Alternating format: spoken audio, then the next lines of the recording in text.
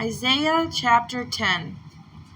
Woe to those making unrighteous decrees, writers who have prescribed toil, to keep the needy back from right ruling, and to take what is right from the poor of my people, that widows become their prey and orphans their plunder.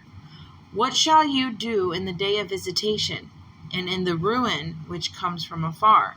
To whom would you run for help, and where would you leave your wealth? Without me they shall bow down among the prisoners and fall among the slain. With all this, his displeasure has not turned back, and his hand is still stretched out. Woe to Ashur, the rod of my displeasure, and the staff in whose hand is my displeasure.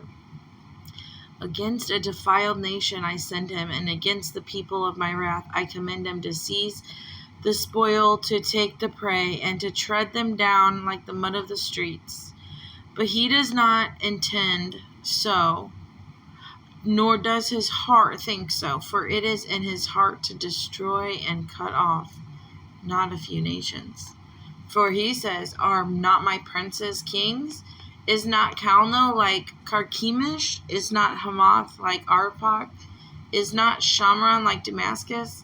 As my hand has found the reins of the idols, whose carved images excelled those of Jerusalem and Shamron, as I have done to Shamron and her idols, do I not do also to Jerusalem and her idols? And it shall be, when Yahuwah has performed all of his work on Mount Sion and on Jerusalem, that I shall punish the fruit of the greatness of the heart of the king of Ashur in the boasting of his haughty looks.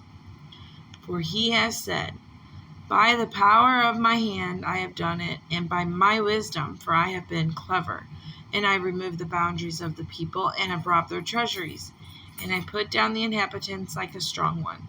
And my hand finds the riches of the people like a nest, and I have gathered all the earth, like forsaken eggs are gathered. And there was no one who moved his wing, nor opened his mouth with even a peep. Would the axe boast itself over him who chops with it? Or the saw exalt itself over him who saws with it? As a rod waving those who lift it up? As a staff lifting up that which is not wood? Therefore, the Adon, Yahuwah of hosts, sends leanness among his fat ones, and under his esteem he kindles a burning, like the burning of a fire. And the light of Israel shall be for a fire, and his Kadosh, his Holy One, for a flame. And it shall burn and devour his weeds and his thorn bushes in one day, and consume the esteem of his forest and of his fertile field, both life and flesh. And they shall be as when a sick man wastes away.